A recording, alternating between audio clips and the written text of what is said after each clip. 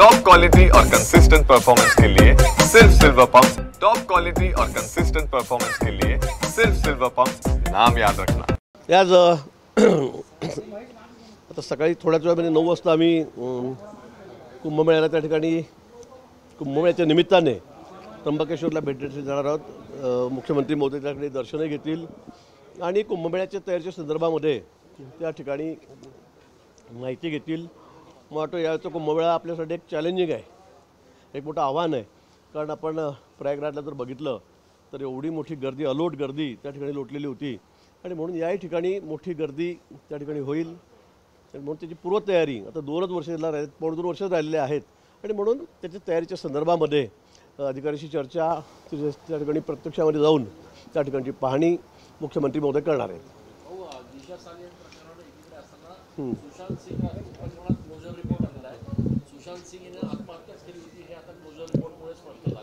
मला वाटतं चौकशी सुरू आहे, जे काही चौकशी आणतील तो त्या ठिकाणी निर्णय होईल। आज मला वाटतं कोर्टामध्ये सुद्धा, मान्य उच्च न्यायालयामध्ये सुद्धा त्यांनी तिच्या पालकांनी याचिका दाखल केलेली आहे।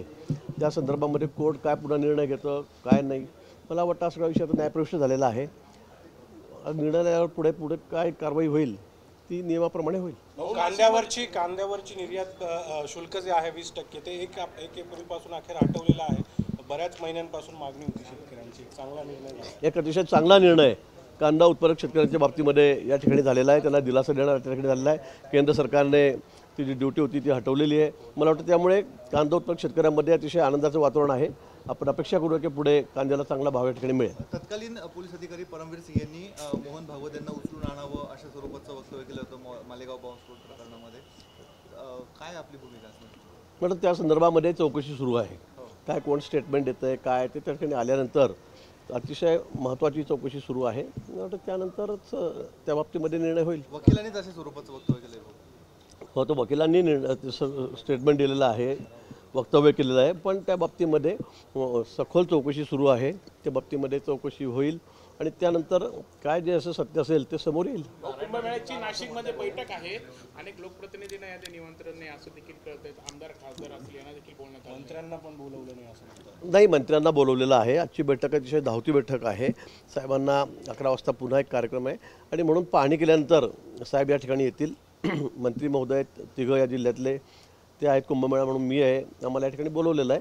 पुढच्या आठवड्यात साहेब येतील, कारण साहेबांनी सांगितलं मी दर 10 प्रदेशातून या ठिकाणी भेट देईल आणि त्यावेळेला पुढच्या बैठकीला सर्व आमदार आहेत, खासदार आहेत, त्याच्यासोबतही बैठक होईल।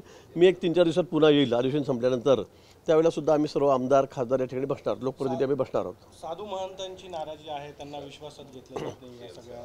अजिबात असं काही कुठे नाही आहे। कालच आमचे जिल्हाधिकारी, आमचे सगळे अधिकारी एक त्र्यंबकेश्वरला जाऊन आले, त्यांची बैठक झाली, अतिशय सगळे समाधान त्यांनी त्या ठिकाणी व्यक्त केलेलं आहे।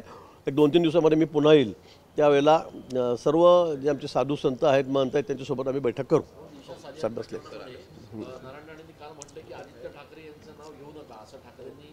उद्धव ठाकरेंनी फोन केला,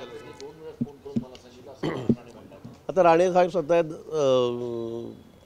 आता त्यांचं काय बोलणं झालं हे मी सांगू शकत नाही, पण ते जेव्हा सांगतायत किंवा मला फोन केलेला होता, मला तेव्हा सांगितलेलं होतं, त्या बाबतीमध्ये आता मी अधिक बोलणं योग्य नाही, पण राणे साहेब सांगतायत तर काही तथ्य असेल।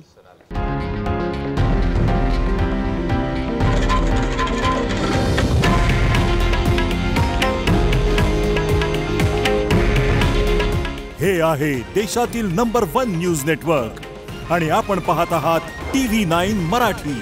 काळजी तुमची, हित महाराष्ट्राचं।